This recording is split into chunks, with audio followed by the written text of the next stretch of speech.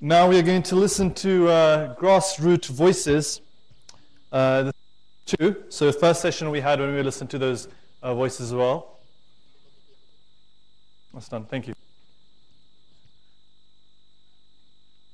And before we do that, I'd also like to give a big thank you to our two ladies who have organized tonight's event, Samira and Farha, the two sisters. They've done an excellent job in organizing this event, and we'll talk about them later as well. Big round of applause to Samira and Farah who've orchestrated everything. Listening to grassroots voices. TB survivors, workers in health sector, entrepreneurs. Now we're going to talk to esteemed individuals. One is Mr. Karim S Karim, who is the inventor of the TBView 1000, which is a low-cost digital X-ray for tuberculosis screening, and he's also professor at the University of Waterloo. Karim holds a doctorate in electrical and computer engineering from the University of Waterloo, and an MBA with major in health sector management from the University of Toronto.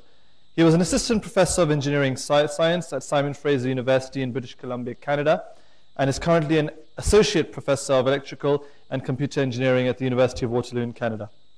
Now, he currently serves as the Associate Director for the Center of Bioengineering and Biotechnology at the University of Waterloo. We were trying to reach Karim, so I'm not sure whether we've reached him. Is he on the line? If he's on the line, then we will try to get him. We're going to play a video. We're going to play a video first. Okay, cool. We're going to play. TB is present in a third of the world's population. It's most prevalent in Asia and Africa. This year, nearly 2 million people are going to die from TB. The treatment is cheap and available, but the problem is detection. Bacterial culture takes too long, sputum tests are too inaccurate, and X-ray film is too expensive. Digital X-ray is fast, accurate, and cheap.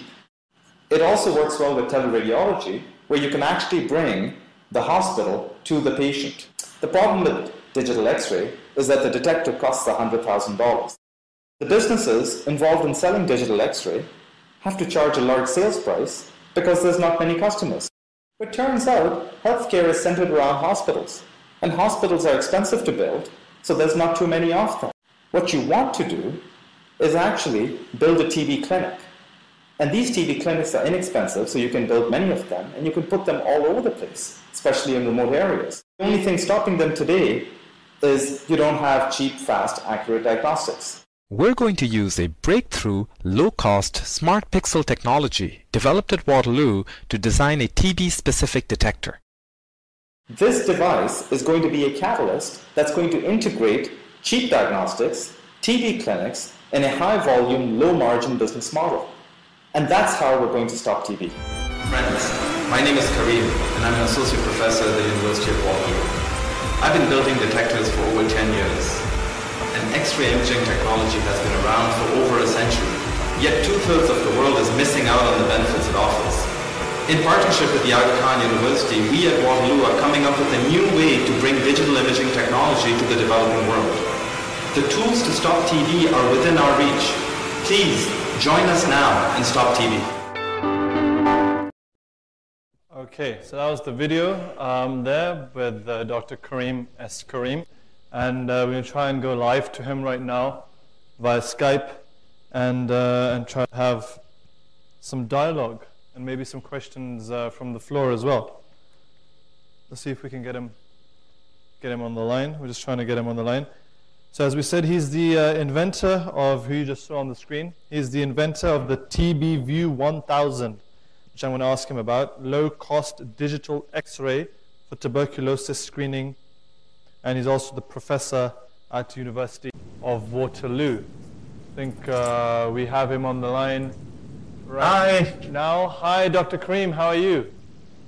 I'm great. The voice connection's a little bit off. I can kind of hear you. Okay, no problem. I think that's good enough for now. Excellent. Thank you for joining us, Dr. Karim, and to give us your insight. We just saw a video that you made. It was very informative. I just had a few more questions. So, mashallah, you're the inventor of the TBView 1000. Is that correct? The low-cost digital X-ray for tuberculosis screening. Could you tell us, Dr. Karim, I know you may have mentioned it briefly, but just for the benefit of our audience here, so how does it make, well, what is the main difference between the traditional methods of screening that doctors have had until recently and your invention? Well, the idea behind this invention is, are you able to hear me? Yes, we can hear you. Okay, yeah. The idea behind the invention is primarily, instead of having to deal with the cost associated with analog X-ray, you switch to digital X-ray. So, for example, in the past, when we had film camera and we went to digital cameras, the idea here is very similar. Instead of using analog X-ray, let's just use digital. So this allows you to eliminate the need for film, and also all the infrastructure that you need to process analog X-ray. For example, you don't need developer, you don't need the CR readers. This is going to be portable. The X-rays are immediately viewable, and you can even move them around on cell phones. So for example, you can do remote diagnoses. You don't actually need to have a radiologist in the same room or even in the same city where the X-ray is taken. That's kind of the real advantage here. Wow. The idea behind it is that it's low cost enough that you can deploy it in many different remote parts of the world and have a central reader actually read it. So this allows you to actually export the advances in radiology to parts of the world that may not have the human capital to be able to carry it out effectively. Wow, that sounds fascinating. So tell me, Dr. Karim, how many countries in the world are currently using this apparatus? So this apparatus was an idea that we proposed to the Bill Gates Foundation about a year ago, and we're still in the process of developing it. We've got one partnership right now with the Aga Khan University in Karachi, Pakistan, and they are, and we're doing the first set of tests with them. Mm-hmm. Following the results of those tests, if we get essentially the okay that what we're getting out of this is actually doable, then we're going to look into implementing it in various parts of the world. Excellent, right. And have you had a positive response from all the other people you've talked to? I mean, I'm sure you must be liaising with other medical professionals and people within the field. Yes, absolutely. The response has been extremely positive. Some of the radiologists I spoke to in Canada have been extremely positive. They said this seems to be a logical step forward. Much as digital cameras were kind of the logical way forward to replace film cameras, digital X-ray seems to be the logical way to replace film screen X-ray. Uh-huh. And the idea, of course, is as digital cameras enabled a lot more interesting applications. For example, this video conferencing that we're doing right now, it's the same thing for digital X-ray. It's going to enable a lot more use of X-ray, more, I think, than we could even imagine today. Exactly. I mean, thinking about X-ray is about how they, there's no mobile phones. You walk in and they take a picture from behind the screen and they come in and all that stuff. So this is a mobile device which you can just take away with you. That's what you're saying. That's amazing. That's exactly it. It's extremely portable. That's excellent. And we had Dr. Shahata who was talking about the traditional ways of screening. He was talking about that earlier, and he said about how TB, we don't know. Like as a doctor, you don't at the beginning you have to see where the tuberculosis has entered from. I mean, as a layman, I would have thought it was only a disease of the lungs, but I got to know that it's from the brain and other organs. So this invention of yours is good for all parts of the body. Absolutely, yeah. You can move this. I mean, it's a small-sized X-ray detector, so you could move it to wherever you want it to and image any part that would be necessary. Excellent, excellent. Thank you, Dr. Karim, for that. And what do you see the future then of this, and also in Saudi Arabia, because the forum that we have at the moment with FSmanifesto, and we're trying to as well as creating awareness.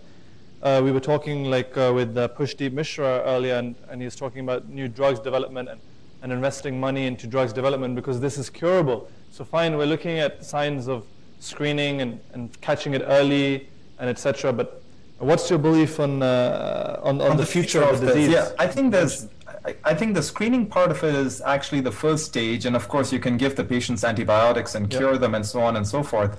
But the real value of this type of technology is in information gatherings, and that can help drive public policy. For example, if you use this device to screen populations around the city and you have a regular screening program, then over time you can build a map of where the disease starts, how it's spreading, and in knowing that, you can actually guide public policy. For example, improvement in sanitation, improvement in living conditions, perhaps better healthcare delivery in certain areas, perhaps a reorganization of the population density, and so on and so forth. So we could realistically see those, how we get the mobile vans, like clinic vans, across all the countries, and even the poor rural villages where we need it the most. It could be a data collecting device as well. That's the vision. That's the vision. That's excellent. That's really, really cool. And finally, what would be your message to the public policy makers who would be watching this in Saudi Arabia right now? I think the key message that comes along is keep a very strong focus on these new low-cost diagnostics, because this, more than just being a diagnostic, can really help change the state of people from the sense of public policy. So you're going to be able to figure out if people are ill, and you can get to the root cause of that illness as opposed to just treating the illness for what it is. Excellent. Thank you so much, Dr. Karim, for your time. Really appreciate you spending time with us and sharing your expertise. Good luck for the future, and congratulations on a great invention. My pleasure, and thank you very much for inviting me. Take care. Thank you so much, Dr. Karim. Thank you. Excellent, guys. That was Dr. Karim. As you said, he had an amazing invention. I mean, I think this is going to be a real breakthrough. So we can have mobile stations across Saudi Arabia, across the world, in these rural cities and villages. I mean, imagine the poor people who can't hit the clinic in the city, and they can have these mobile, you know how we have blood vans. I don't know what they call them here, but we get blood banks in England where we can just go and donate blood, or people can come and collect blood. So they can have these mobile vans across, and I really see his vision coming to fruit in the future, inshallah. I think it will be a great development. We're now going to move on to optimal well-being. Okay, optimal well-being, mind, soul, and